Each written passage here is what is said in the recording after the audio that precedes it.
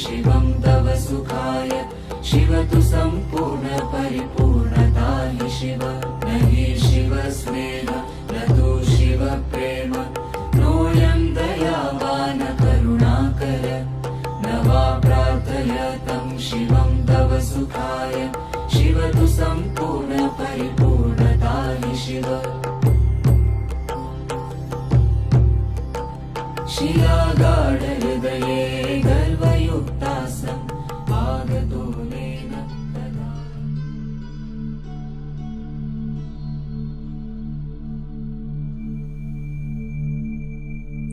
Глава 18. Новая встреча с Гурудевом Хари Бабой.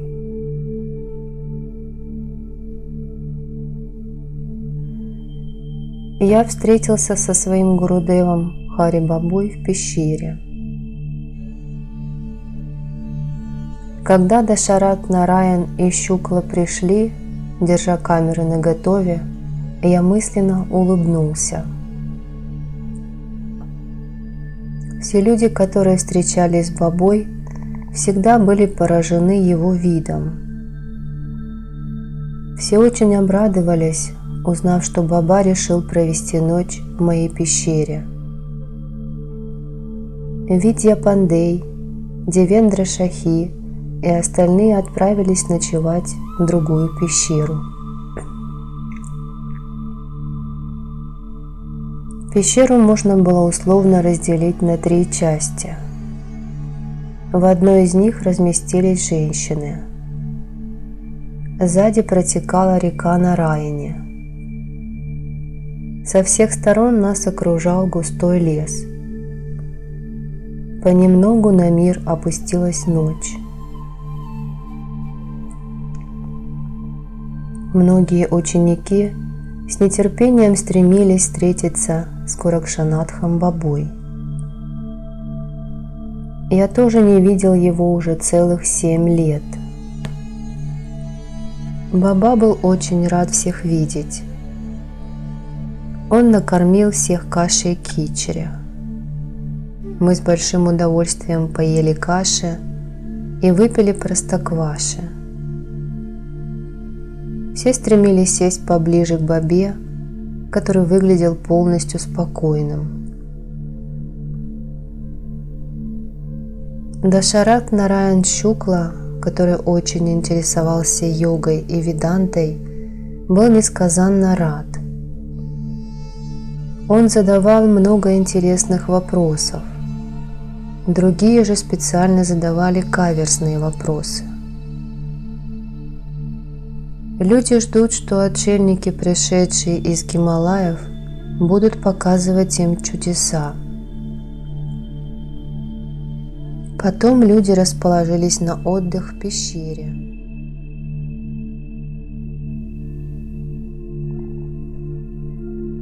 Баба был недоволен моей созидательной активностью, потому что он считал, что йог должен быть свободен от каких бы то ни было ограничений и условностей общества.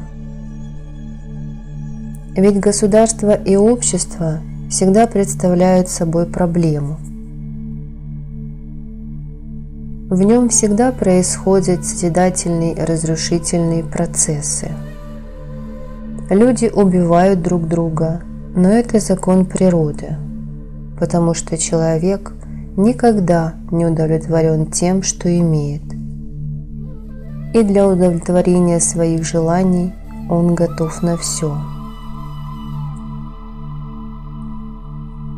Человеческий ум подобен вертлявой обезьяне. Он ни секунды не способен находиться в спокойном состоянии. Он постоянно чем-то занят. Если бы ум всех людей на планете одновременно остановился, то остановилась бы и великая игра Лила, что происходит в мире с незапамятных времен. Созидание ведет к разрушению, а разрушение к новому созиданию. Ведь даже возвышенные побуждения такие как сострадание, ненасилие, бескорыстное служение обществу и подобные другие, пронизаны эгоистическими мотивами. Потому что человек хочет сделать в этом мире хоть что-то, будь то плохие или хорошие поступки. Это все проявление майи. Да человек и не способен совершить то, к чему он по-настоящему стремится, потому что общество не даст ему осуществить свои мечты.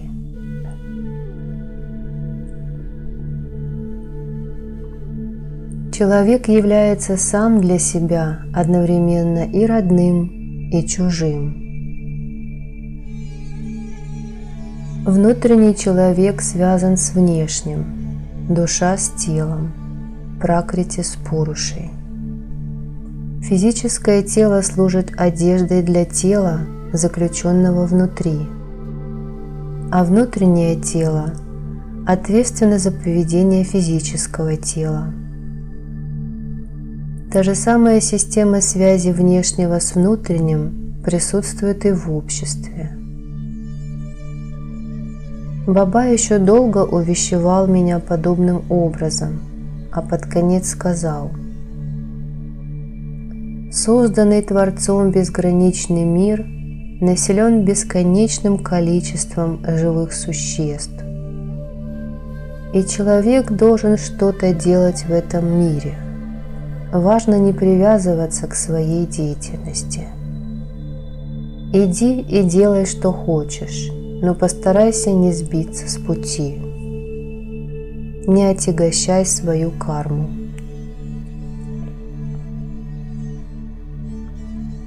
Я заснул у ног Гурудева.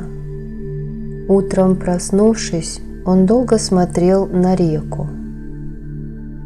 Потом Баба захотел исчезнуть, но я попросил его остаться еще ненадолго. На рассвете все пошли на омовение к реке Нарайне, совершили даршан. После этого мы уже готовы были покинуть эти места, но люди не двигались с места.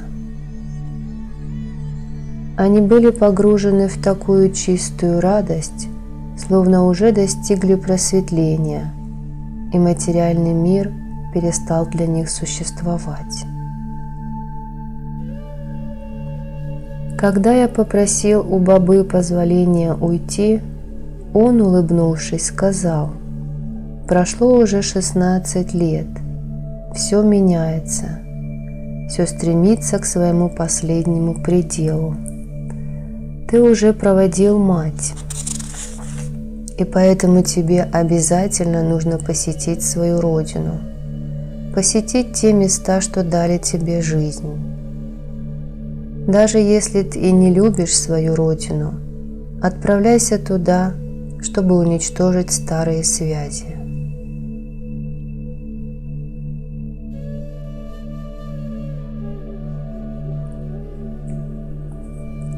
Все мы собрались и отправились в обратный путь к большому миру, полному шума и заблуждений. А Баба остался среди гор и снегов. Его фигура медленно растворялась в пространстве. Мы продолжали путь к цели. На границе с Непалом пришлось задержаться на некоторое время. По дороге многие попутчики нас покинули. Оставшиеся же ехали дальше. Сидя в автобусе, люди предавались фантазиям, мечтали о встрече с теми, кого не любили. Когда автобус остановился в Падрауне, то мгновенно опустел. Люди разъехались кто куда: в Деварию, в Салимпур, в Сахнак. Дашаратх Нараян Шукла отправился в Горакхпур.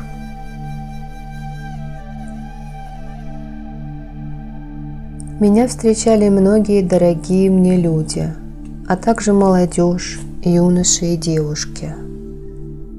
Я был рад, что все происходящее может стать для них источником вдохновения.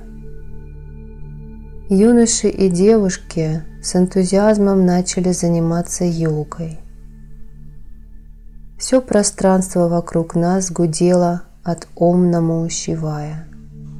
Звучали ведические стихи. Люди приходили издалека.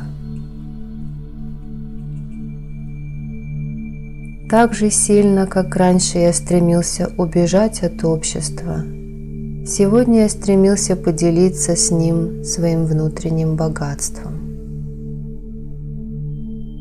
Я и сам был удивлен, как сильно практика йоги повлияла на состояние общества, как оно изменилось в лучшую сторону и на физическом, и на ментальном уровне. В этом районе полностью исчезло насилие. Находясь под впечатлением от этих позитивных процессов, я принял твердое решение сделать что-то для всей нашей страны.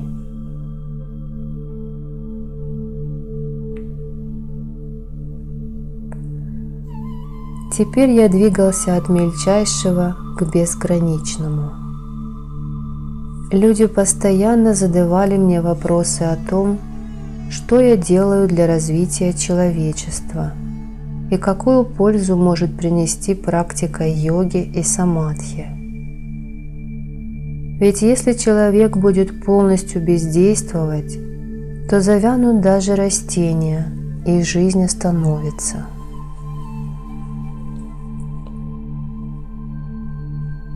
Но задавая такие вопросы, люди забывают о самом важном, забывают о том, благодаря кому они появились на свет, о том, кто поддерживает жизнь в деревьях и растениях.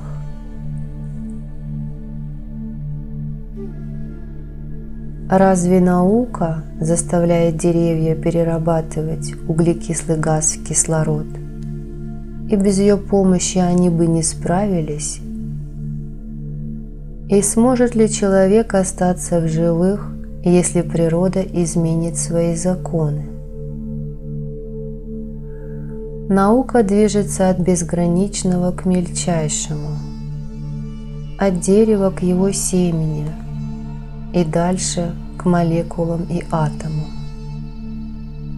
Но однажды науке придется остановиться, и тогда ученые начнут спорить, что было в начале, яйцо или курица.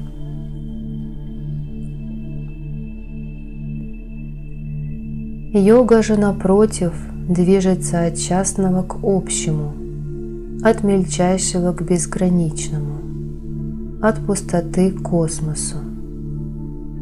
Состояние конца света – это когда безграничный мир переходит в непроявленное состояние, растворяется в пустоте.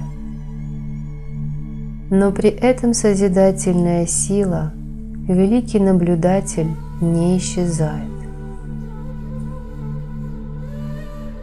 Мы можем называть эту силу как угодно – Бог, Аллах, Всевышний. Он одновременно является и пустотой, и безграничностью. Он не имеет ни начала, ни конца. Но наука не в состоянии разглядеть эту великую молекулу. Мы можем снова вернуться к примеру с деревом и его семенем. В семени уже заключено дерево, но если мы сломаем защитную оболочку семени, то внутри не увидим никакого дерева. Это дерево как бы растворено в безграничной пустоте. Таким же образом Бог растворен во всех проявлениях материального мира. Он присутствует и во мне, и в вас. Он может существовать без нас, но мы без Него не существуем. Он самое тонкое, что может быть, мельчайшая элементарная частица, и Он же – это безграничность. Когда наступает конец света, Бог втягивает в себя весь проявленный мир. И это относится даже к таким божествам, как Кришна, Брахма, Вишну и Шива. В этом смысле они отличаются от простых смертных только тем, что обладают огромной силой намерения, которая может формировать любые события.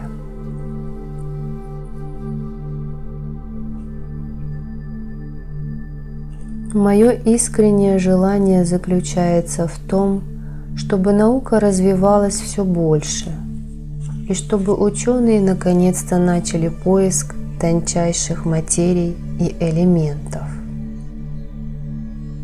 Тогда они однажды смогут убедиться в существовании души. Ведь наука предпочитает изучать проявленный мир, а не исследовать то, как возникают мысли, и откуда человек черпает вдохновение, где рождаются его мечты, и откуда он черпает энергию для их осуществления.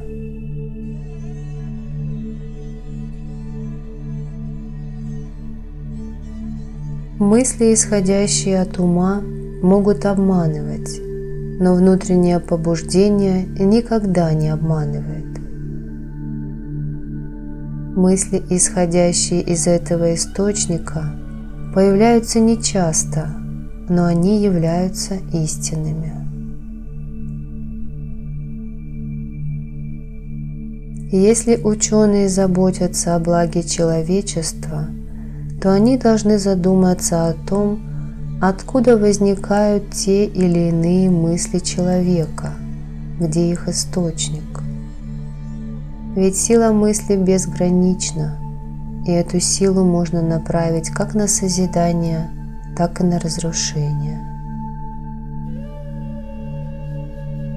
Необходимо изучить процесс того, как меняется мышление человека от негативного к позитивному и наоборот. Ведь направление мысли можно изменить, а мысль – это оружие, которое не имеет себе равных. И интеллектуальная элита как раз является выразителем мысли человечества, обрекая их в слова.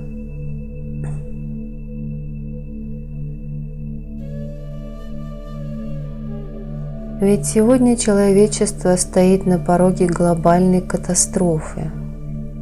И только йоги, мудрецы и отшельники с помощью силы собственных мыслей могут его спасти. Почему бы ученым не начать сотрудничать с йогами? Ведь йоги могут совершить даже то, что ученым представляется абсолютно невозможным.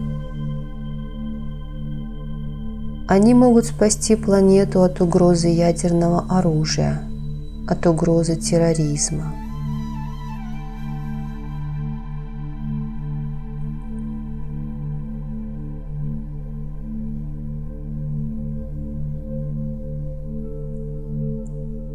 В Симре люди задавали мне разнообразные вопросы. Там я с помощью мысленных вибраций исцелял сумасшедших, а также людей, больных раком и страдающих от сердечных заболеваний.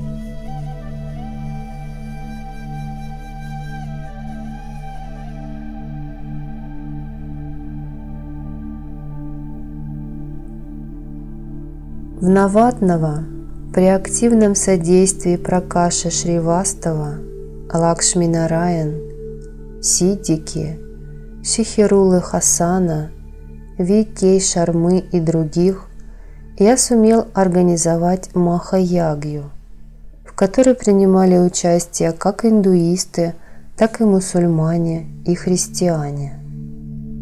Там присутствовали даже христианские священники. Мусульмане и христиане смотрели, как индусы проводят священные обряды, и делали точно так же. Потом мы все встали под единым флагом и поклялись, что отныне не позволим возникнуть негативной карме. В Симре я тоже попытался преодолеть пропасть, отделяющую бедняков от богачей, и весьма в этом преуспел. Поэтому ответ на вопрос о том, что я дал людям и какие изменения привнес в их жизнь, вы можете узнать у жителей тех мест, где я погружался в состояние самадхи или проводил ягью.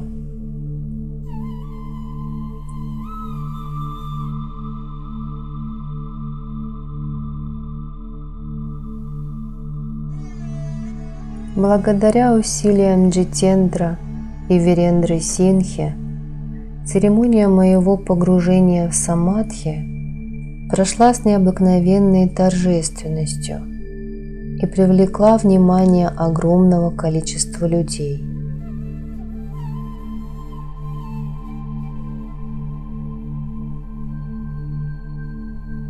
Мое тело заперли в деревянный ящик и закопали в землю. И уже через 5 минут после того, как я вернулся из состояния самадхи, я уже был способен на то, чтобы рассказывать широкой общественности о тех идеях, которыми я хотел с ней поделиться. Шарда плакала навзрыд и пыталась дотронуться до моих ног. Со всех сторон меня окружили Лалита, Бэби, Гудди, Мира, Намрата и Хари Шанкар, которые тоже плакали. Как быстро люди привязываются друг к другу.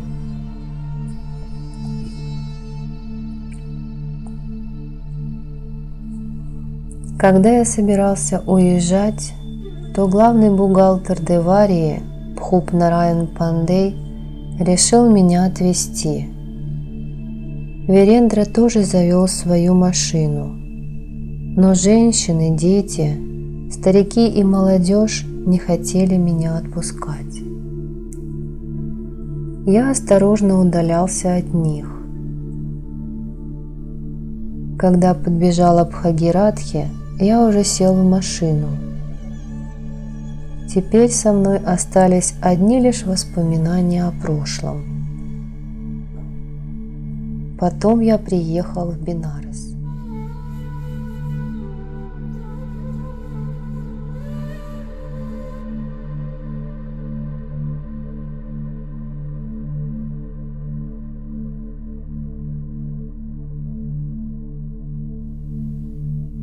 В Бенаресе мы все остановились в храме Санкатмачан. Видя Пракаш Пандей, все организовал и обо всем позаботился. Со мной были также Гириджа Шанкар Кхетан и Девендра Мишра. Потом приехал Девендра Шахи, а с ним и доктор Шахи. В храме собралась уже довольно большая толпа людей. Мы наслаждались прекрасной лунной ночью на берегу реки Ганги. Стояла зима, и воды Ганги текли ровно и спокойно. Лунный свет отражался на поверхности воды. По водной глади скользила одинокая лодка.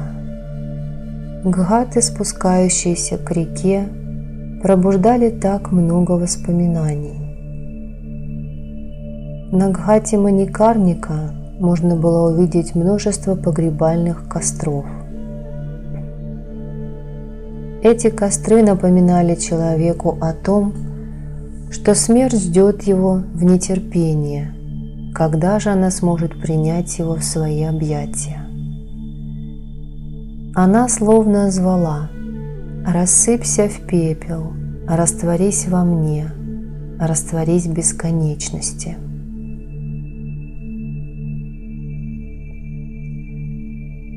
А другой берег реки был абсолютно спокоен, поигрывая редкими огоньками.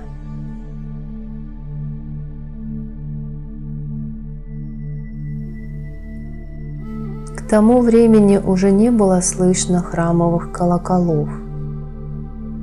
Прошло довольно много времени, и я расположился на крыше дома неподалеку от Панчот-Гхата, на другом берегу реки, наслаждаясь лунным светом. Ганга непрерывно текла вперед. Видя Пракаш Пандей занялся ужином.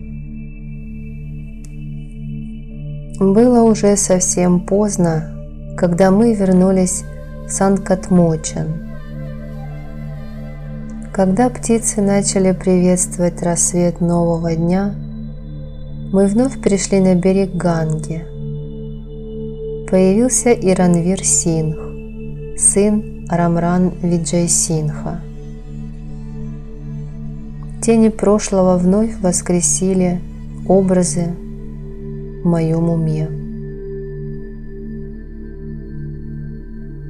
Каждая часть храма говорила о чем-то своем. Как много времени своего детства я провел в этих узких улочках и переулках. Я вспоминал своих друзей и прежнюю жизнь. Потом утреннюю тишину нарушили крики «Хар-Хар Махадев» и звон храмовых колоколов. И я продвигался все дальше и дальше. Через 16 лет я вновь вернулся в Сасарам. Вдоль улицы GT Road стояли внушительные здания, которые хранили память о прошлом. Конечно, за это время многое изменилось. Современная жизнь изменила древние фасады, хотя улицы и перекрестки казались такими же, какими они были и прежде. Однако туристы, посещающие этот городок, были уже совсем не те, что раньше. Вместо традиционной одежды, дхоти и курты, можно было наблюдать современные костюмы. Изменились и места для приема паломников, дхармашалы. Неподалеку от станции толпился народ, где можно было разглядеть знакомые лица. На этих улицах прошли многие часы моего беззаботного детства и моей непрекаянной юности. Я вспоминал проказы, которые я придумывал вместе со своими товарищами по учебе. Вспоминал ссоры, которые часто заканчивались драками. Сасарам ждал меня, оживляя воспоминания прошлого. Хридай Нараян Сингх уже ждал меня здесь. Здесь был и Махендра, и Беристер Сингх. Когда наша машина въехала в огромные ворота, то я обнаружил, что с прежних времен почти ничего не изменилось. В считанные секунды все открытое пространство заполнилось толпой. Сародж вырос, стал отцом 2 детей. Кришна тоже возмужал. Тот, кто еще вчера был молод, сегодня уже начал стареть. Видья Нараян Сингх, Ваджра Нараян Сингх и Рагхураш Сингх, те люди, с которыми я раньше так часто в шутку ссорился и конфликтовал, тоже были здесь.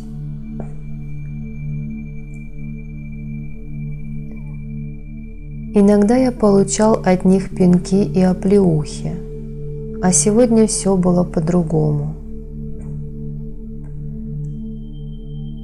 За разговорами никто не заметил, как наступил вечер. Нам нужно было идти в Бисунпуру, а потом до Ригау. Когда Санджай подогнал джип, то я был удивлен до крайности. Биристер сказал: «Санджай, сынок, заведи именно тот джип, который до сих пор ждет своего путника». Прошло 16 лет, но этот джип, сделанный из железа и стали, не перестал надеяться. Я подошел к автомобилю и с любовью его погладил. Этот джип, выкрашенный в защитный цвет, хранил так много воспоминаний о моем армейском прошлом. Раньше я катался на этом джипе вместе с Сародж Кумар Сингхом и Биристер Сингхом. В то время Сародж был еще маленьким ребенком, хотел провести вместе со мной свою будущую жизнь. А сегодня он уже отец 2 детей, и его все знают как доктора Сародж Кумара Сингха.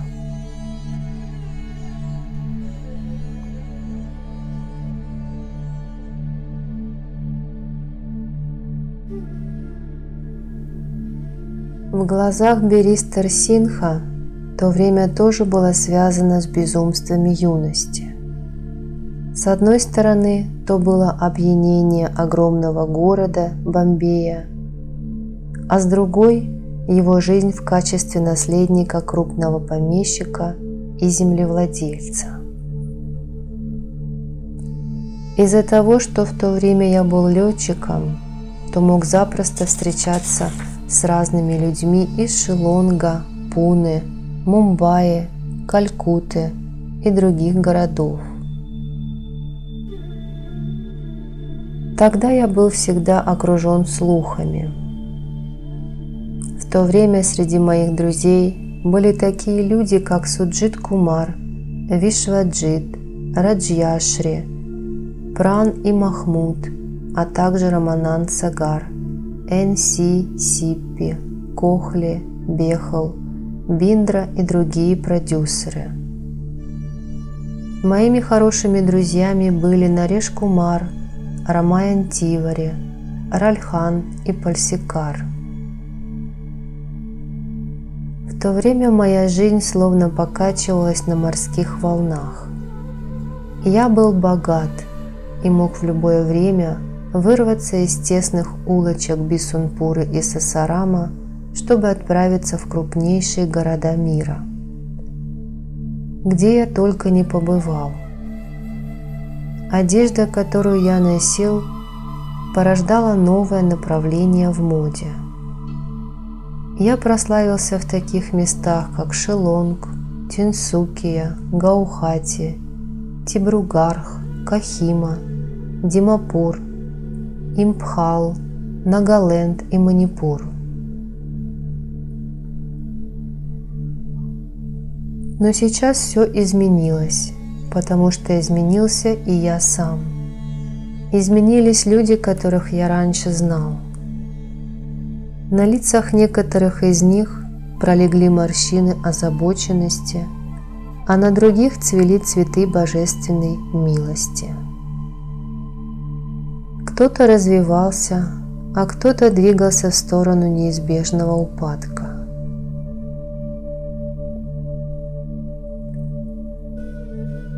Теперь я стал предметом обсуждения и пристального наблюдения в Сасараме, который уже не казался таким древним, как прежде. Он очень изменился. Однако его улицы были все те же. Их местами замостили и покрыли асфальтом. На старой основе построили что-то новое.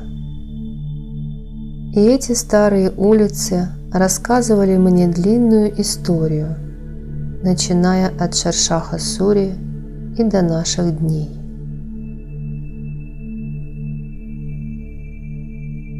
Дорога, по которой я ехал, словно говорила мне: все вокруг изменилось, но я осталась прежней. Как долго я тебя жду? Сколько путников уже пришло и ушло, но ты все никак не появлялся. Мои друзья, другие дороги утешали меня. Они говорили: не теряй мужества, иди. Мы поможем тебе и однажды направим его именно на этот путь. Однажды он обязательно придет. И их пророчество сбылось, ведь ты действительно пришел.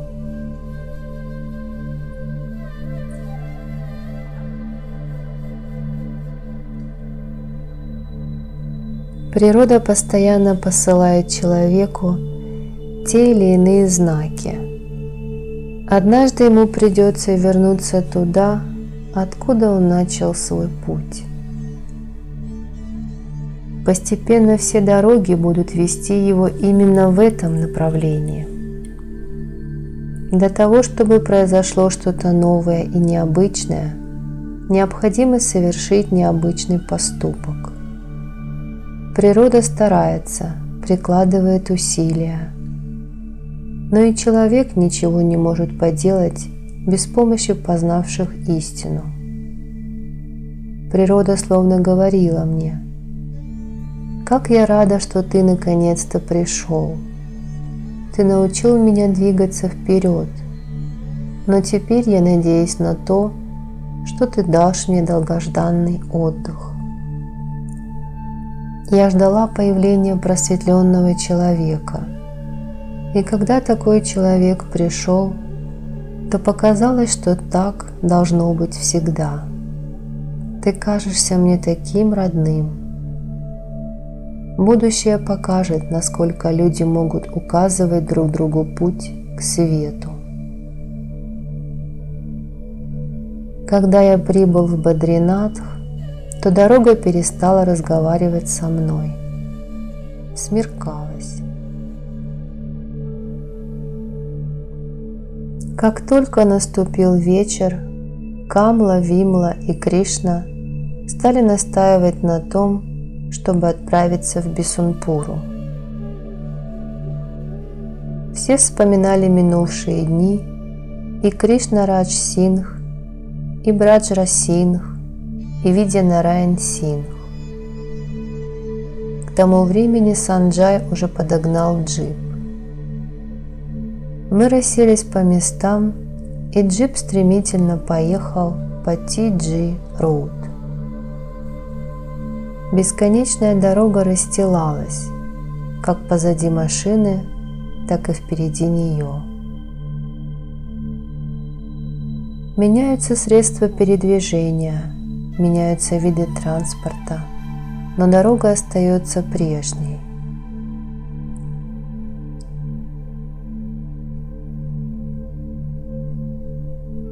Когда мы прибыли в Кхерадих, я вспомнил о Джананджае Синхе и Мритюнджае Синхе, а в Махапуре о Нагина Синхе, Рампьяре и Пуджаре Джи.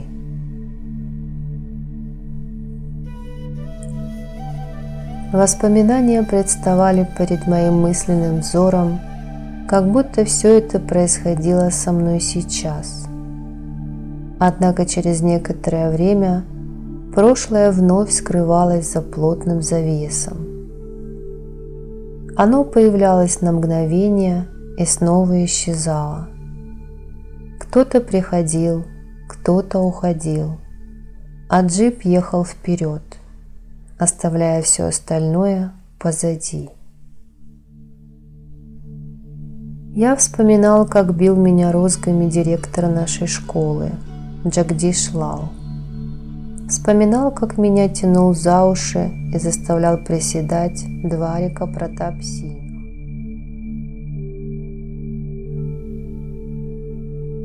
Как бил меня учитель Бхикари Лалх. Вспоминал свои дерзкие выходки и проказы. Именно тогда и формировался мой характер. На каждой улочке, в каждой кондитерской здесь есть что-то, что напоминает мне о прошлом. Где теперь эта моя наивность, эта чистота? За 16 лет все исчезло, как будто ничего этого и не было. Пруд остался все тем же, но население на берегу пруда значительно прибавилось. Раньше здесь была пыльная дорога, а сегодня ее заасфальтировали. Наступила ночь, а я все еще бродил по тропинкам прошлого. Потом наш автомобиль въехал в Бисунпуру. Как далеко я уехал от этих мест, путешествовал по стране, путешествовал за границей. Когда-то я покинул эти поля и цветочные клумбы ради загазованности больших городов. И вот я снова здесь, тот же Лалан, что и вчера, но сегодня копил. Вчера я был сыном крестьянина, а сегодня йогом. 16 лет назад Лалан ушел со сцены. Жизнь была все той же, тем же был и путник, но как разительно изменились его мысли. Как только я вышел из джипа, подошел мой отец, Чандрама Сингх, с цветочной гирляндой в руках. Он прикоснулся к моим ногам и водрузил гирлянду мне на шею. Я смотрел по сторонам. Огромное дерево пипал стояло на том же самом месте, где раньше я привык играть. В те времена, когда мы чувствовали, что к дереву направляется отец, то разбегались в разные стороны. В то время мне не хватало мужества отвечать на вопросы отца. И вот сейчас он стоял передо мной. Но сейчас это уже была не встреча отца с сыном. Здесь, перед йогом, стоял его последователь. Отец думал о чем-то, а я неотрывно на него смотрел. Он совсем не изменился. Он сказал: «Ты мой сын. Вчера ты защищал небо над нашей Родиной, а сегодня стал духовным лидером, Махатмой. Как много изменилось. И я очень рад, что произошло именно так. Сегодня я от всей души приветствую того великого отшельника, что скрывается в теле моего сына. Ведь он думает о благе всего человечества. Ты, конечно, и раньше думал о том, как помочь нашей стране, но раньше, когда ты заботился о благе нашей страны, к этому стремлению примешивались эгоизм и тщеславие. А теперь ты стал совершенным человеком, потому что полностью отринул материальный мир. Ты убил прошлое, убил самого себя, и для тебя началась новая жизнь. И если человек убивает себя во имя идеалов гуманизма и человечности, то он не умирает, а обеспечивает себе вечную жизнь. Это и есть истинная жизнь. Такая жизнь становится примером для восхищения и подражания. Она не принадлежит никому, но в то же время принадлежит всем людям. Ей не нужен дом, не нужно хозяйство, потому что весь мир становится для нее домом. Такая душа преодолевает все преграды, разрывает все родственные связи, становясь полностью свободной. Поневоле на моем лице расцвела улыбка. Я думал, да, именно таким должен быть отец, отрешенным, любящим истину и людей. Ведь родители, увидав свое чадо в одежде отшельника, почти никогда не радуются. А мой отец кажется настолько счастливым, что его счастье не описать словами. Отец продолжал говорить: «Лаллан, я все о тебе знал. Люди сообщали мне вести о тебе. О том, как ты купил чайную плантацию, о том, как организовал огромную типографию, о том, как купил собственный самолет. Я узнал, что ты путешествовал за границей. Я видел, что ты живешь в роскоши. Возможно, я и сам мечтал когда-то о такой жизни, но родителей нельзя оценивать с точки зрения богатства. По крайней мере, наша культура не учит этому детей.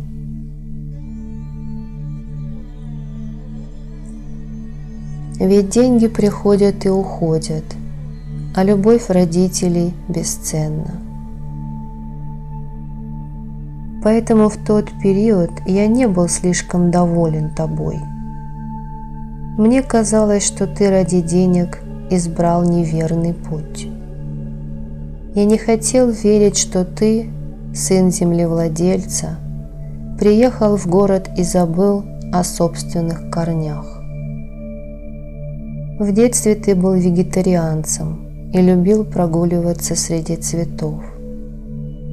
Поэтому мне казалось невозможным, что ты способен забыть прошлое в погоне за материальными благами. Ведь человек всегда с чем-нибудь связан. Но ты кажешься полностью не привязанным ни к чему. Ты растворился в каком-то незнакомом мне мире.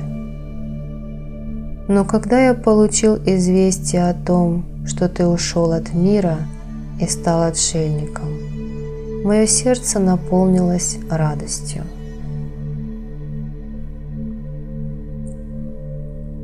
Раньше Лаллан был деревенским жителем, который привык жить во дворце.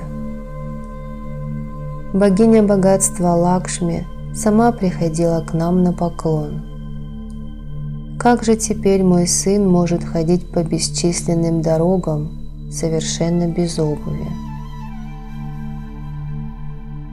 Я смотрел на изображения Будды и Махавиры, но думал о тебе.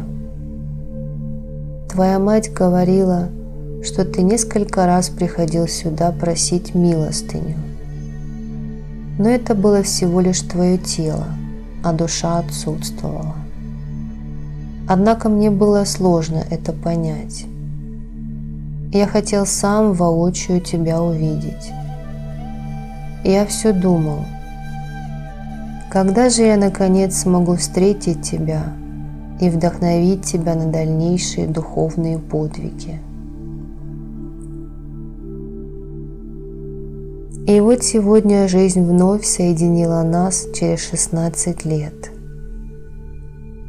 Ты ушел из дома после праздника Холи и вернулся сюда тоже после того, как прошел этот праздник. Только между праздниками был 16-летний перерыв. Дети выросли, а молодежь состарилась. Старики покинули этот мир, а деревни превратились в города. Место повозок, заряженных быками, заняли машины, грузовики и автобусы. Вместо плуга на полях теперь используются тракторы. С одной стороны, мы видим развитие и прогресс. Ученые, изобретая все новые механизмы, обесценили человеческую жизнь. А с другой стороны, ты хочешь сохранить древнюю культуру и построить на ней основу нового будущего.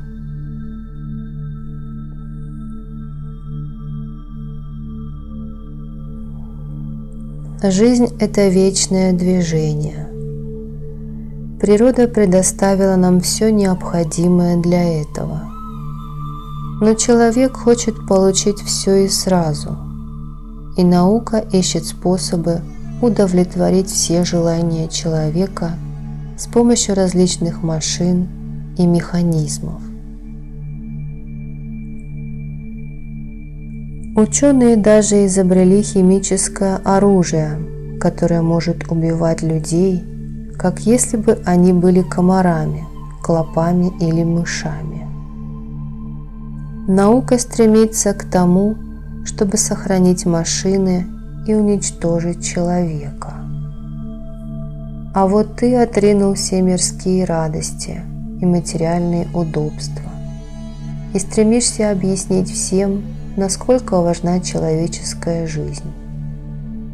С одной стороны, механическое существование, где природа служит лишь инструментом на пути к выполнению задуманного, а с другой – истинная жизнь человека, неотделимая от природы. С одной стороны разрушение, с другой – созидание. Разрушение проникает в наш мир очень быстро, с той же скоростью, с какой машины и механизмы вытесняют человека из всех сфер жизни. Без них человек уже ничего не сможет сделать. Но ты пытаешься вернуть человеку его изначальное величие. Ведь человек – это воплощенное созидание, но он просто заблудился на дорогах жизни. Ты же вдохновляешь многих людей отправиться на поиски истины.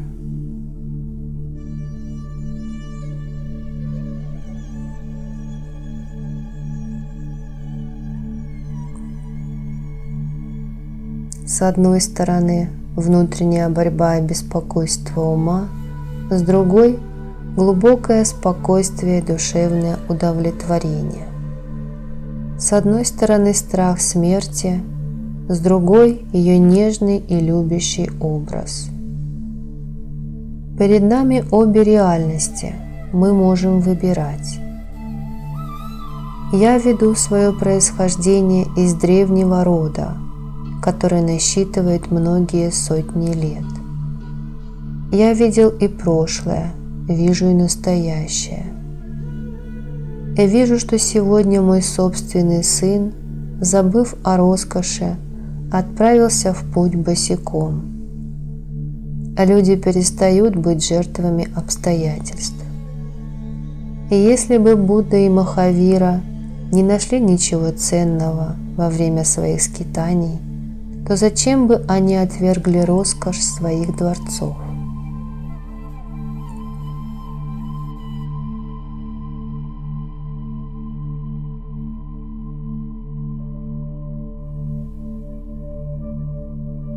Наверняка на духовном пути человек может найти то, что ищет. И ты тоже найдешь все то, что до тебя нашли эти великие титаны духа. Ведь если бы твои поиски были совершенно бесплодны, ты бы не стал тем, кем стал. 16 лет ушло у тебя на то, чтобы вернуться в отчий дом. Но я твердо верил в то, что однажды ты вернешься в Сасарам, чтобы повозиться в родной пыли и посыпать ей голову.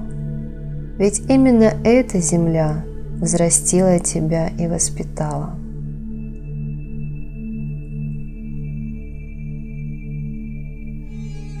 Я уселся на возвышение в окружении людей. Здесь были и друзья детства, и члены моей семьи, и просто жители деревни. И я увидел, что за то время, что я отсутствовал, в жизни моих земляков произошли большие перемены. Исчезла огромная пропасть между старшими и младшими по возрасту, по положению, по званию.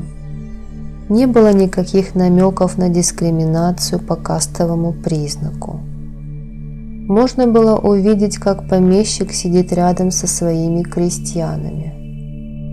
Хотя мужчины и женщины еще не общались открыто, как на Западе, но уже и следа не осталось от прежней строгой изоляции женщин. Я видел, что дети уже не испытывают панического страха при виде отца, как это было с нами. Видел, как невестки беседуют со свекром, а муж с женой. 16 лет назад о такой свободе нравов даже помыслить было невозможно. Отец продолжал говорить, и я же наблюдал за происходящим и внимательно слушал. Заметил, что исчезла обособленность между деревнями, и это тоже была примета нового времени. Мой отец был революционером. Он оставил Королевский воздушный флот ради революции. Британское правительство притесняло отца, но не могло сломить его мятежный дух, уничтожить его стремление к свободе. Однако после получения Индии независимости отец сам стал политическим лидером, который притеснял людей ради усиления собственной власти, ради собственных привилегий. Так природа руководит жизнью человека. Человек рождается, развивается, деградирует и умирает. Причина порождает следствие. Непрерывно происходят процессы объединения и разъединения. Вчерашние огромные семьи сегодня превратились в несколько семей меньшего размера. Кто-то по-прежнему остался помещиком, кто-то занялся политикой или управлением. Деревня стала ориентироваться на город, а город зависеть от деревни.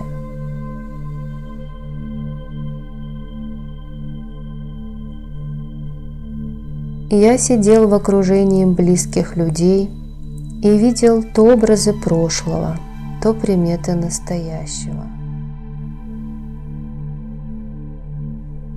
Мать Чандрашекхара ухватила меня за бороду, погладила и произнесла: сынок, что же ты наделал?» и заплакала. Другие женщины начали ее увещевать, что, дескать, так говорить нехорошо. Женщины говорили на моем родном языке, который звучал чудесной музыкой. Я узнал эту женщину, которая была моей соседкой. Когда мне необходимо было перебраться на другую сторону пруда, то дорога проходила мимо их дома.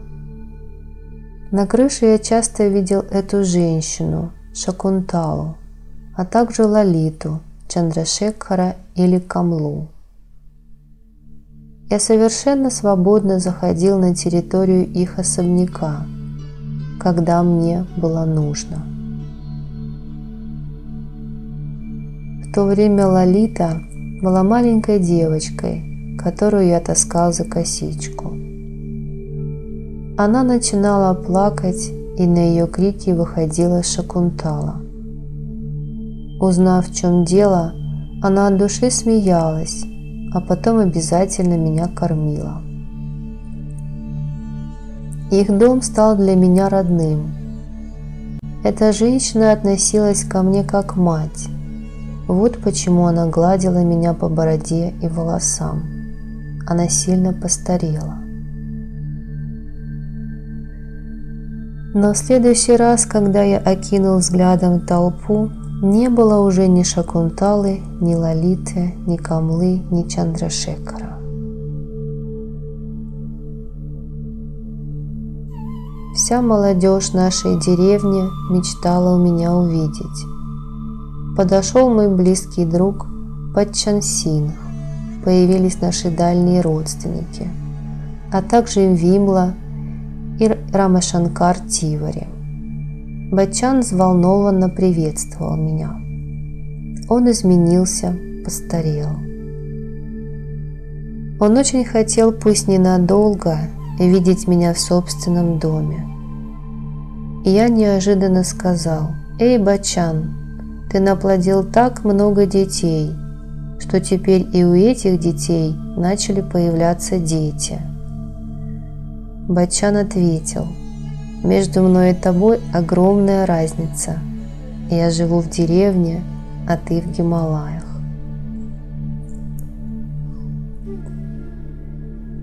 Я сказал, что приду через некоторое время, и он ушел готовиться к моему приходу. Я же вставал со своего места и зашагал вперед, а за мной последовала многотысячная толпа. Я увидел все тот же самый огромный особняк, а рядом с ним раскидистое дерево. На месте старых домов возвышались новые дома, уходившие крышами в небо. Старый особняк словно насмехался надо мной. «Эй, сынок, тебе удалось сбежать. Ты правильно сделал, иначе и тебе бы пришлось задохнуться в моих древних стенах. Ведь внутри меня похоронена память о многих поколениях. Старые люди уходят, новые приходят. Несколько раз меня пытались сломать и перестроить по собственному вкусу. Они пытаются сломать и переделать меня, а лучше бы им попытаться сломать и переделать самих себя. Но ты сумел разорвать со мной связь. Хоть ты и стоишь сейчас предо мной, однако сам ты далеко, и внутри у тебя Гималаи.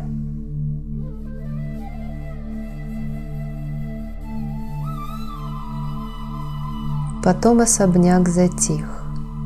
Эти древние стены из камня и кирпича передали мне свое молчаливое послание. Я почтительно выслушал его. Ведь именно с этим особняком, с этим деревом у ворот связано так много воспоминаний. Сколько весен и осеней моей жизни видели они.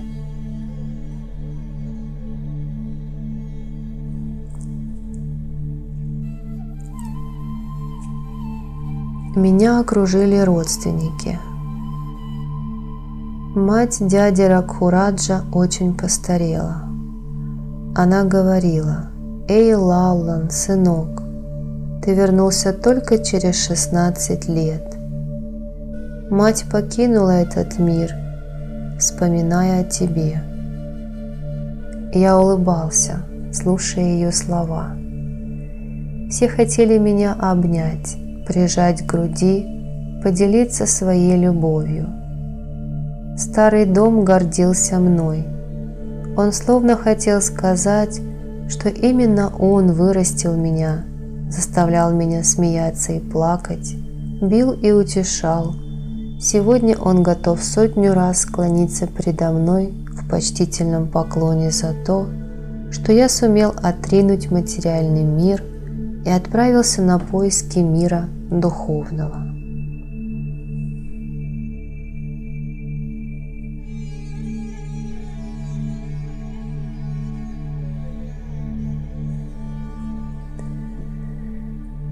Я не стал заходить внутрь, а пошел к дому Баччана. Не осталось уже многих людей из тех, на руках которых я вырос. Они ушли в мир иной.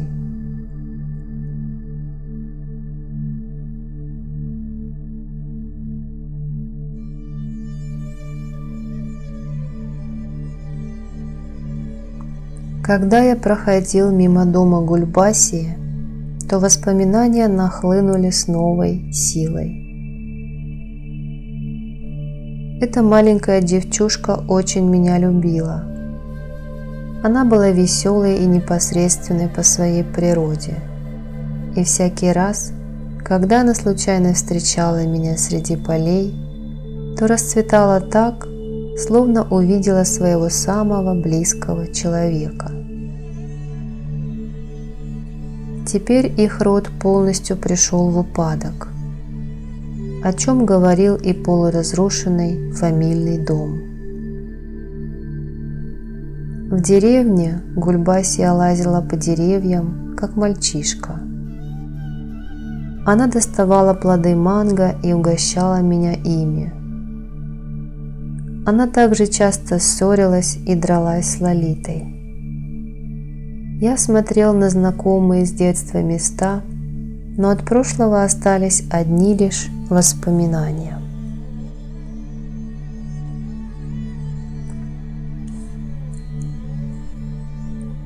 У дверей дома Баччана уже собралась внушительная толпа. Как часто я проводил здесь время вместе со своими друзьями. Дом Сурья Нараяна располагался по соседству, и мы собирались именно в этой гостиной, чтобы обсудить свои планы и мечты. Я часто спасался здесь от яростного полуденного зноя.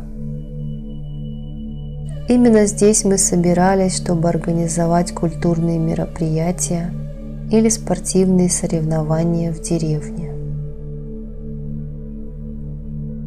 И еще в совсем юном возрасте я написал здесь свои первые произведения, романы «Капли надежды» и «Развивающиеся локоны», а также пьесу «Желание матери». И Сурья Нараян, и Баччан побуждали меня развивать свои литературные таланты. Моя единственная пьеса всегда ставилась на том или ином культурном мероприятии. Именно здесь я тайком от всех сочинял свои произведения. Иногда сюда пробиралась Гульбасия и приносила мне еду. Иногда я ел у Баччана или Чандрашекхара. Я не очень любил учиться, предпочитая учебе игру. Именно поэтому я прятался дома у Баччана или где-нибудь на крыше под навесом.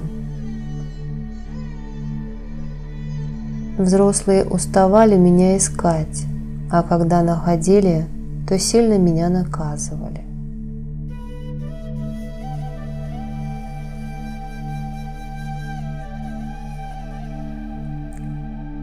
Тут воспоминания отступили, потому что подбежали Сурья Нараян и Вишванатх и уставились на меня во все глаза. Оба они достигли больших успехов в торговле. Сурья Нараян сказал: «Ваша единственная пьеса – это настоящий шедевр». Но вы оставили свое огромное состояние, ушли от мира. Какой мне теперь смысл хвалиться тем, что я стал успешным бизнесменом? Время идет, и все меняется. Кто бы мог подумать, что вчерашний мальчик, который жил здесь как принц, которым гордилась вся деревня, от имени которого приходили в трепет все местные бандиты, сегодня стал йогом и отдалился от нас настолько, что мы даже не можем позвать его, как прежде.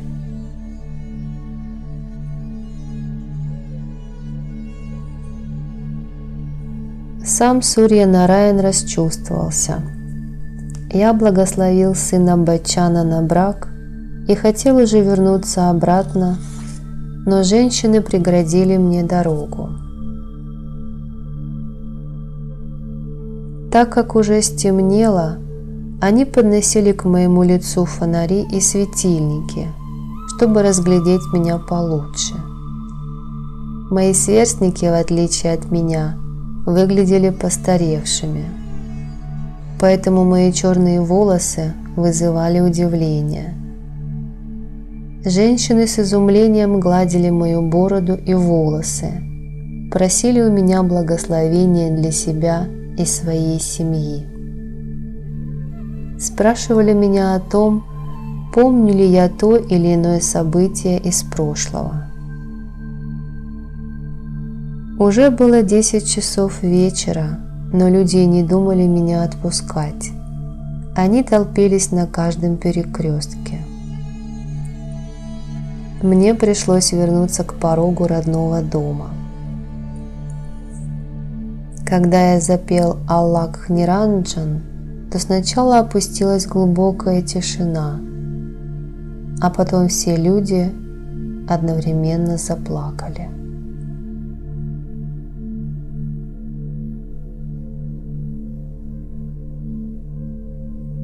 Атмосфера вокруг меня неожиданным образом изменилась.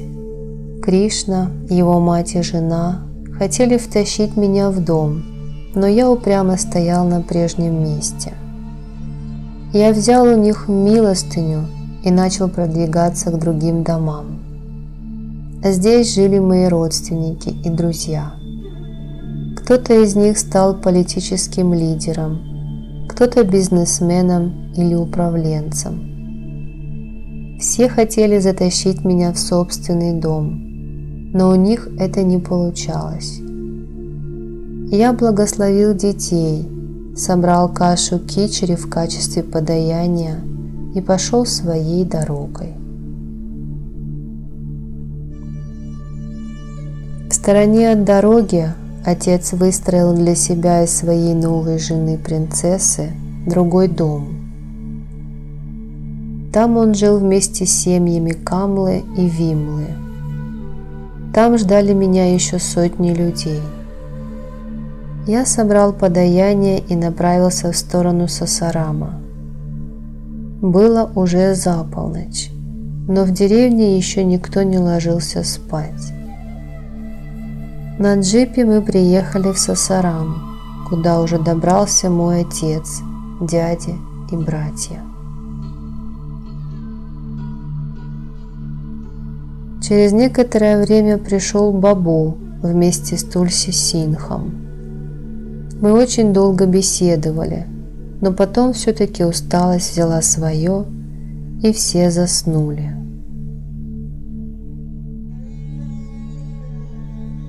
Я же вместе с доктором Сародж Кумар Сингх, Санджаем и Бейджнат Синхом отправился в Даригау.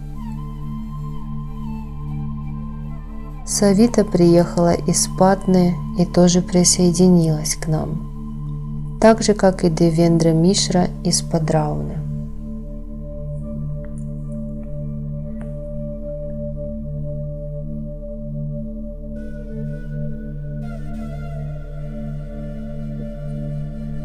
Через 16 лет джип пересекал долины Кеймура. С Даригау у меня были связаны особенные воспоминания.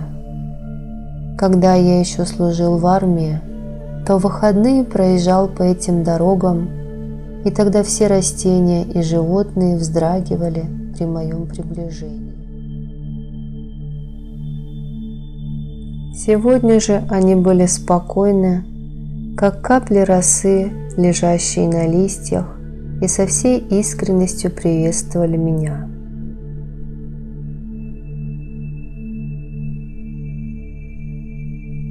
Вчерашний день был пропитан эгоизмом, который сегодня уплыл неизвестно куда, подобный водам бурной реки. Сегодня не осталось ни эгоизма, ни страха перед жизнью. Осталась чистая любовь, чистое блаженство. Через некоторое время мы уже были окружены стенами древнего особняка, чья история была связана с такими именами, как Ганди, Неру и Субхаш Чандра Бос.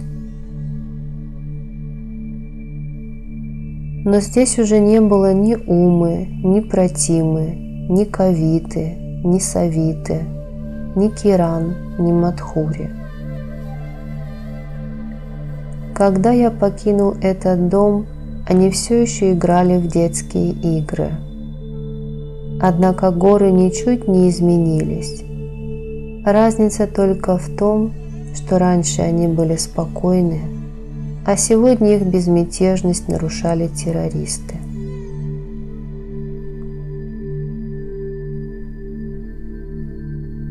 Прошлое ушло так далеко, но в тот момент казалось, что до него можно дотронуться рукой. Я оставался там в течение некоторого времени, а потом вместе с Девендрой Мишрой и Санджаем отправился в Бенарес.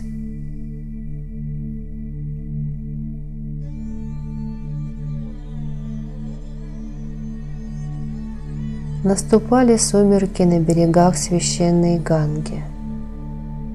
Она ничего не хотела сообщить нам, предпочитая хранить молчание. Я наблюдал, как священная река самоотверженно прокладывает себе путь в горных теснинах, и, стекая в долину, становится безмятежной и спокойной, рекой, приносящей благо людям.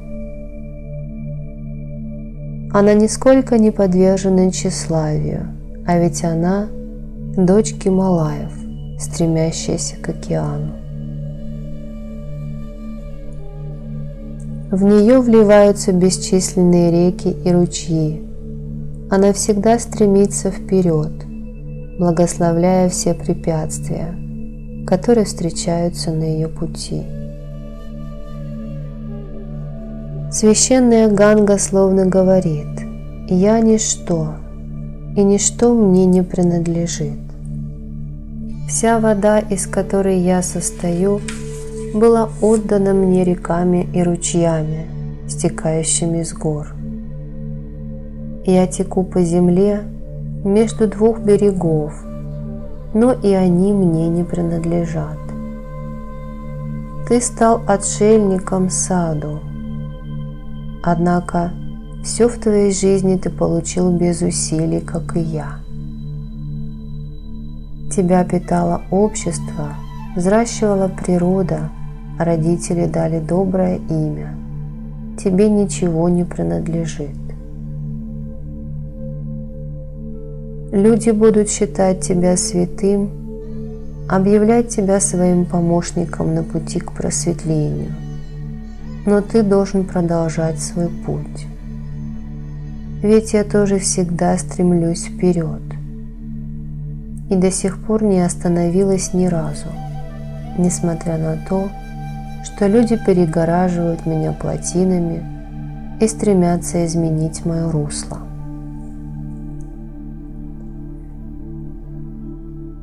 Люди прославляют меня, объявляя мою воду живой водой, но и это меня не останавливает.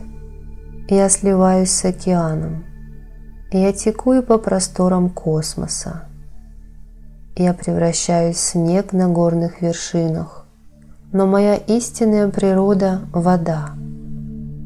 Ты же человек. Ты отшельник, поэтому продолжай свой путь, даже если люди будут бросать в твои чистые воды отбросы и мусор. Бери с меня пример.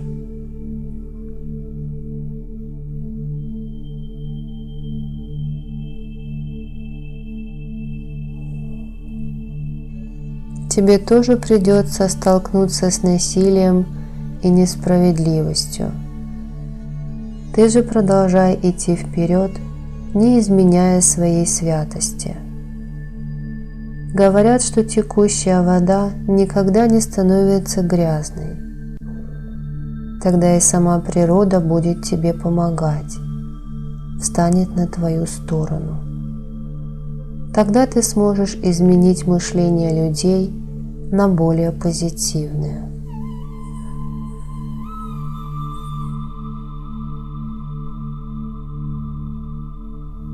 Со мной тоже происходит нечто подобное. Все ручьи и реки, впадая в меня, очищаются. Мои воды – это поток любви.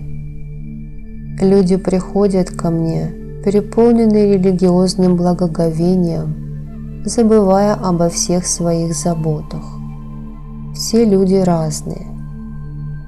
И есть среди них и грешники, и великие праведники. Но все они совершают омовение на моем берегу. И я наблюдаю за ними, смываю все их грехи. И во мне сливаются воедино и воды грязного канала, и воды чистого ручья. Они превращаются в единый поток любви.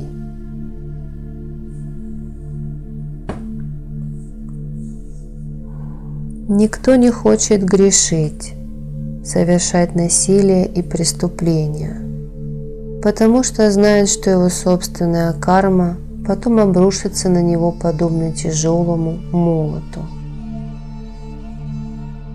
Однако, когда человек попадает в сети общества, ему уже из них не вырваться. Он прикрывается белоснежными одеждами духовности и добродетели для того, чтобы преследовать свои эгоистические интересы. И самыми опасными оборотнями являются именно те люди, которые призваны служить интересам духовного развития человечества, так называемые отцы нации. Своими действиями они лишают наш народ жизненной силы. Для них власть, политика и религия являются предметами торга.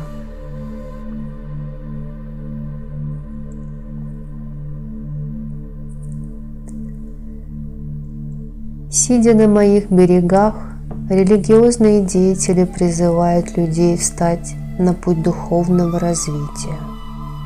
Призывают жертвовать деньги на строительство храмов. Политики заходят в мои священные воды, чтобы очиститься, но, совершая омовение, думают в это время совсем о другом. Своими действиями они поощряют межнациональные конфликты, расовую дискриминацию, противостояние различных религий. Но я впитываю в себя их грешные мысли и теку дальше. Ведь в мире все бывает. Кто-то служит развитию общества, кто-то его разрушению.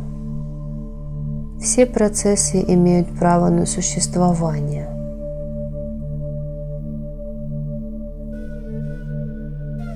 Ганга продолжала говорить, а я, зачарованный ее словами, будто плыл вперед на ее волнах. Через 16 лет я стоял на ее берегу в священном Бенарасе. Я взял лодку и переправился на другой берег, а потом пошел вдоль берега по песку. Я спрашивал у песчинок, кто проходил до меня по этой дороге, ведь они все помнят. Песчинки поднимались в воздух, кружились предо мной, отвечая: «О чем ты говоришь? Ведь мы постоянно перемещаемся. Ганга переносит нас с места на место, а потом утягивает вместе с собой в бездонный океан. Все меняется. Сейчас этот город называется Бенарес, Варанаси, а не Каши, как было раньше. Ты ищешь Каши своего прошлого, но ведь город изменился. Сейчас уже не сохранилось того места, где сидел легендарный мудрец Вьяса. Здесь уже не увидишь божественный танец Шивы. Осталось лишь немного из того, что связано с истинной историей Варанаси и священной Ганги. Теперь здесь невозможно встретить настоящих отшельников. Во имя прогресса уничтожается древняя, истинная культура этих мест. Призывы в честь Шивы, Хар-Хар Махадев, в честь Кришны и Рамы, Хари Рама, Хари Кришна, давно уже стали символами тех, кто имеет определенное пристрастие к наркотикам. Именно такие люди наводнили теперь Бенарес.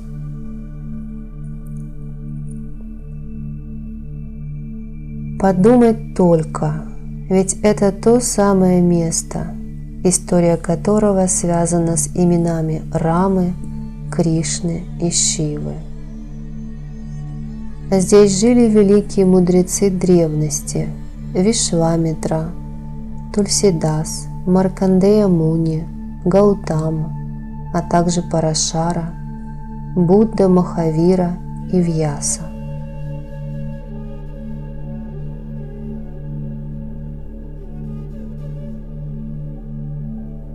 Этот город Каши решил обрядиться в новые одежды современности, при этом разрушив прошлое.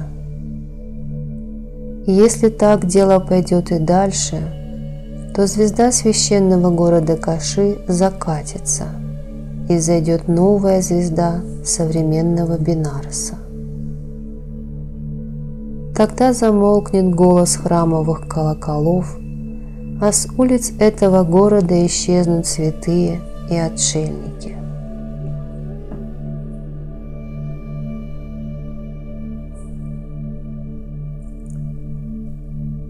Варанаси – место, связанное с именем Шивы.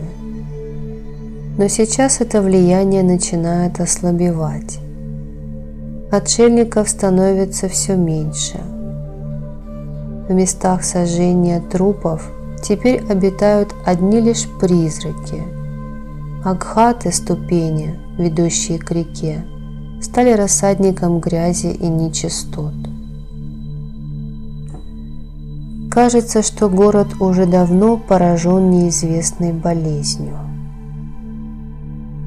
И даже очищающая от скверны Ганга перестала смывать человеческие грехи. Так песчинки выражали свои мысли, выражали то, что их заботило в первую очередь, и их голос был полон невыразимой печали.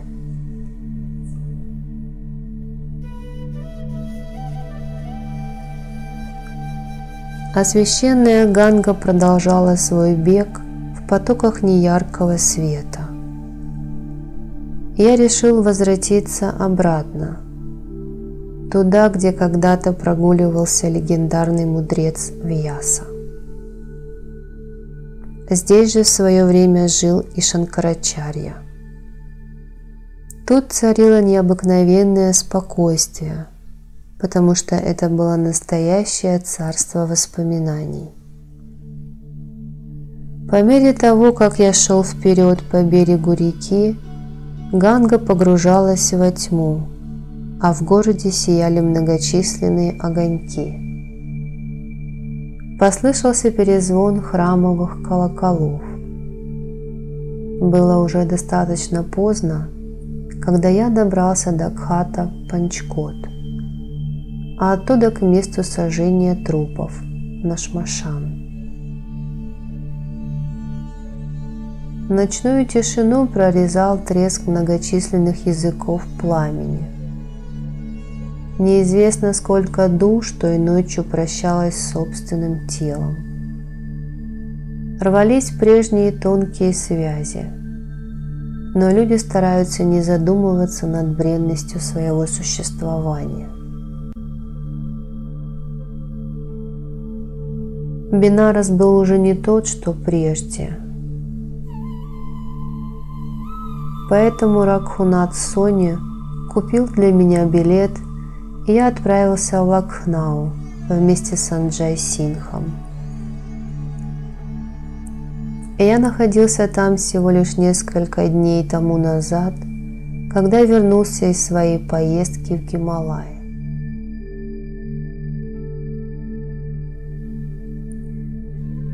Обычно я останавливался в доме у железнодорожного кассира Бачи Лал Вармы из Неру-Нагара или на Фейзабад-Роуд в Далигандже госпожи Тары Агравал. Она жила вместе со своими детьми Ракешем и Раджешем и уже давно встала на путь духовности. Но в этот раз я стремился к одиночеству. Поэтому вместо того, чтобы пойти в дом Тары, я отправился в дом Б.Л. Вармы. Ведь если бы я пошел к Таре, то люди тотчас же узнали бы об этом, и собралась бы большая толпа.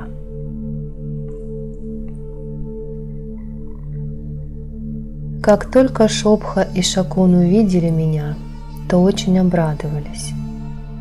Раджеш, Сону и Мону начали играть со мной как дети, забыв о том, что я отшельник. Они словно подарили мне второе детство. Какой приятной бывает любовь детей. Хотя я не был в этом доме уже довольно давно, но разрыв во времени не ощущался. И я сразу же получил все то, что было мне необходимо. Эта семья хотя и живет, погруженная в мирские заботы, но с другой стороны является оплотом духовности. Члены этой семьи относятся к каждому гостю как к божеству. И даже сделав для гостя все возможное и невозможное, скромно отказываются признать свои заслуги. Санджай забронировал для меня билет в Хальдвани. В ожидании отъезда я наблюдал за пробуждением Лакхнау. Этот древний город пробудился к новой жизни. Часто я, лежа на спине, смотрел на небо, а когда уставал от этого занятия, то отправлялся на прогулку. Но я нигде не находил покоя. С человеком всегда происходит нечто подобное. Что бы он ни делал, ему всегда хочется заняться чем-то другим. Кажется, что человек постоянно чего-то ищет. И как только человек испытывает хотя бы мимолетную радость в чем-то, то он стремится укрепиться в этом состоянии. Но если впереди маячит обещание еще большего наслаждения, то человек, не задумываясь, бросается вперед, забыв о прошлом. Стремясь к большому счастью, человек забывает о маленьких радостях. И человек будет блуждать в поисках собственного счастья до тех пор, пока не расстанется с жизнью, или пока, наконец, не найдет то блаженство, которое искал. Это блаженство может для него заключаться как в объектах материального мира, так и в мире духовности.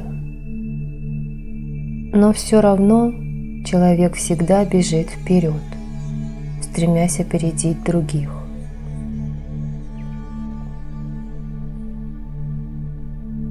В этой семье происходило то же самое. Люди находились в постоянном поиске. Родители были на все готовы ради семейного благополучия, а дети мечтали достичь заметного места в обществе. Я привнес в жизнь этой семьи временное оживление. Я принес с собой ощущение блаженства, которое находилось в настоящем моменте, не связанное ни с прошлым, ни с будущим. Шопка хотела получить от меня частичку этого блаженства, но не хотела прилагать к этому никаких усилий. Она не любила трудности.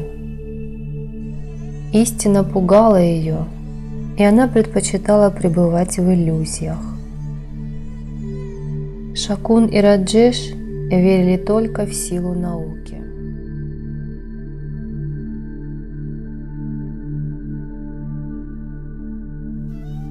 Что же касается Сону и Мону, то они еще были очень неопытными в житейских делах, поэтому часто затевали со мной споры и пытались меня рассмешить.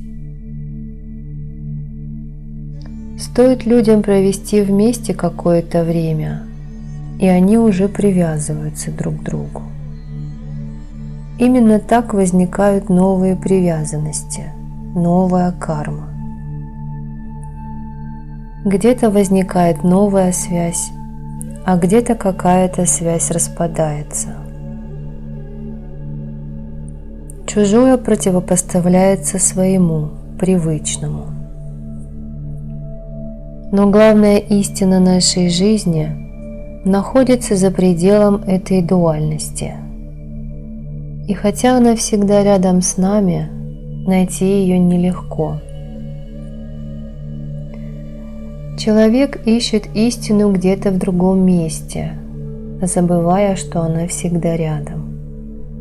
Однако жизнь никогда не стоит на месте. Точно так же изменчиво и блаженство, какой бы характер оно ни носило, вне зависимости от того, связано ли оно с материальным миром или с миром духовным. Именно такие мысли занимали меня в то время. Я приподнялся над суетными заботами и, пребывав в пространстве, где кроме меня самого больше ничего не было.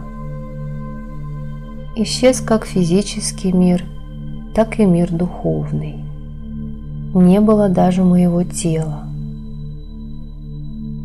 Все привыкли обращать свой взгляд вовне, я же смотрел вглубь себя. Люди привыкли гнаться за успехом, нещадно эксплуатируя при этом свои физические тела, не думая ни о чем, кроме материальных благ. Я же был выше этого.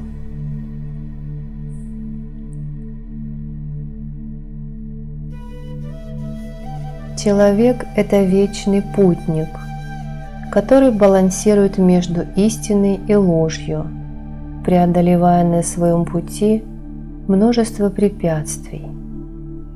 Но рано или поздно он привязывается к чему-то, а к чему-то другому начинает испытывать стойкое отвращение. И если он разлучается с тем, к чему успел привязаться, то испытывает боль, и если же вновь обретает потерянное, то радости его нет предела.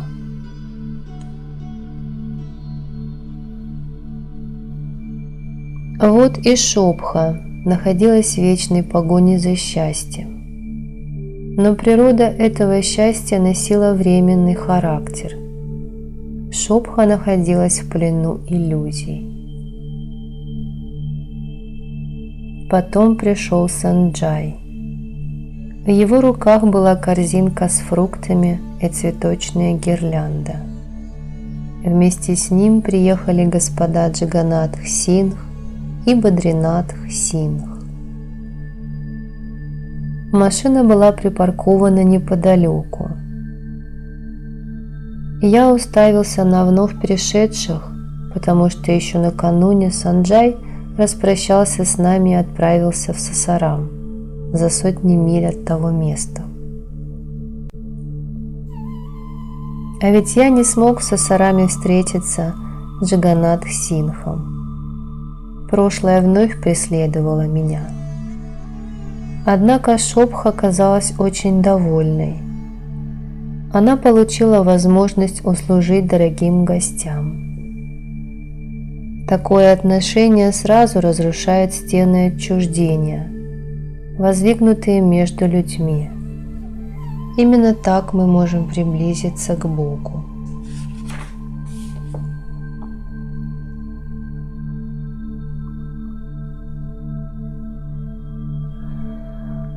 Как относительно время?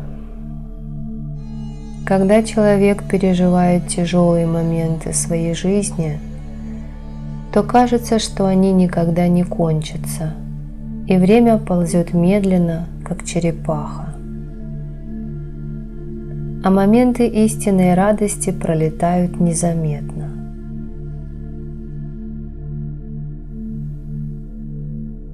В тот день мы за разговорами тоже не замечали течения времени. Я пообещал вновь вернуться в Сасарам. Именно в тот вечер мне нужно было ехать в Хальдвани и Найниталь. Перед отъездом ко мне зашли повидаться госпожа Тара Агравал и Анупама. Из Канпура приехала Вимла вместе со своим мужем Нарасингдасом. Арун собрался отправиться в путь вместе со мной. Впоследствии он стал Нитьянандой Авадхутом. Люди приходят и уходят. Это закон жизни. Но бывает, что мы расстаемся с чем-то, но оно продолжает жить в наших воспоминаниях. И тогда эти воспоминания начинают создавать будущее.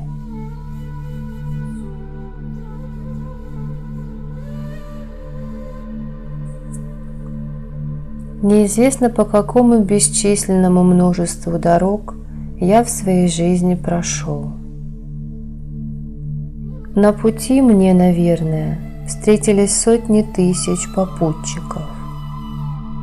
Ведь настоящий йог похож на текущий поток, который всегда находится в движении.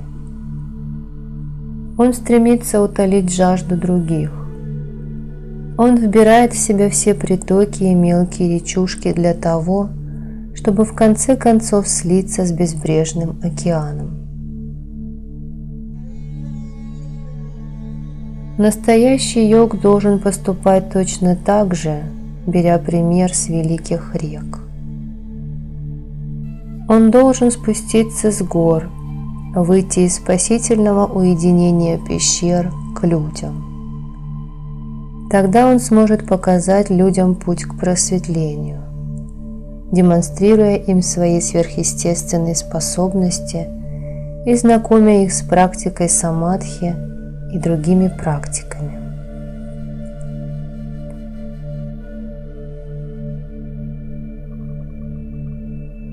Необходимость определяет ход событий.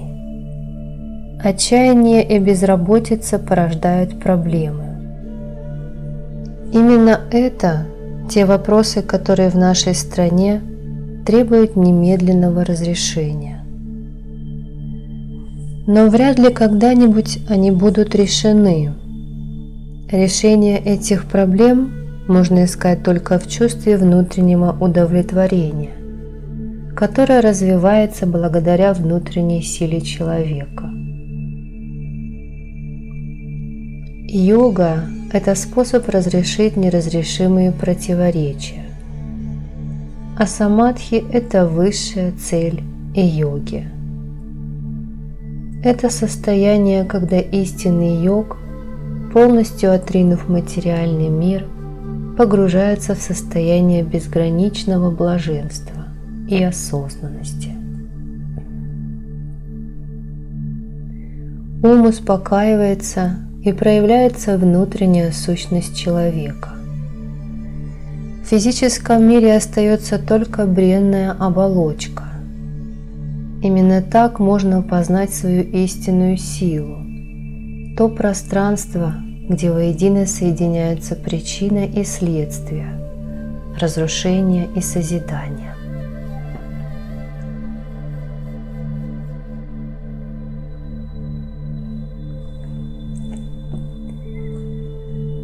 Я отправился в путь вместе с Аруном. В штате Уттар-Прадеш несколько политических лидеров пользовались особенным успехом. Среди них были Прадип Нараян Сингх и Санджай Сингх. Именно от этих людей зависело будущее нашей страны. И эти люди разыскивали отшельников, йогов, тантриков и астрологов, чтобы те помогли им в политической борьбе. Для них в нашей стране не было ничего такого, что нельзя было продать или купить. В их речах правда перемешивалась с ложью, а обещания сыпались без остановки. Они считали, что за деньги можно купить все, даже духовность и религию. С помощью денег они влияли на политику, покупая голоса избирателей. И из этого не делалось никакой тайны. И в руках таких людей находится будущее нашей страны. В наше время политические деятели, деятели культуры и искусства, журналисты и репортеры продаются все без исключения. Я думал обо всем этом перед тем, как сесть на поезд, отправляющийся в Гималаи. Гималаи ждали меня уже в течение 9 месяцев. Наконец-то я удалялся от суеты и шума. Те, кто в последнее время стал для меня близок, удалялись все дальше, а те, кто был от меня далек, неумолимо приближались.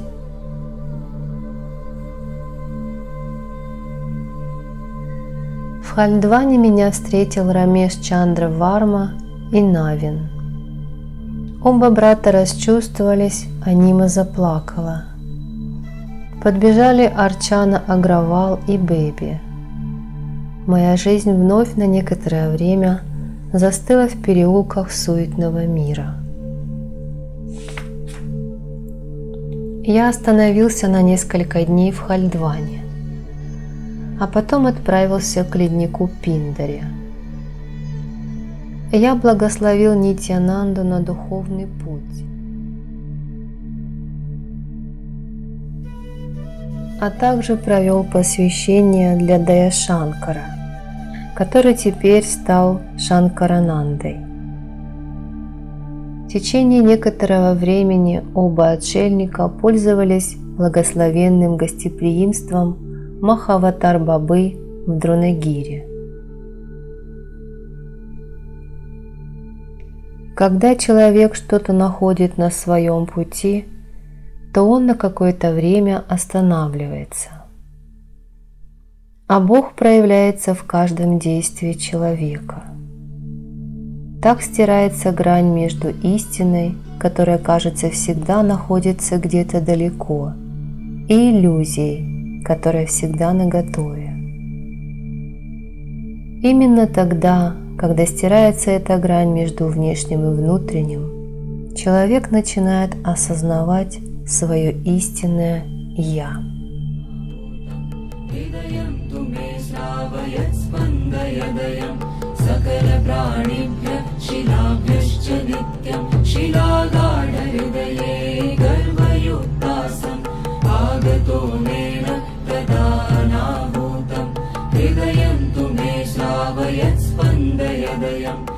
सकलप्राणिभ्यः शिलाभ्यश्च नित्यं न हि शिवस्नेह न तु शिवप्रेम नोऽयं दयावान करुणाकर न वा प्रार्थयतं शिवं तव सुखाय शिव तु सम्पूर्ण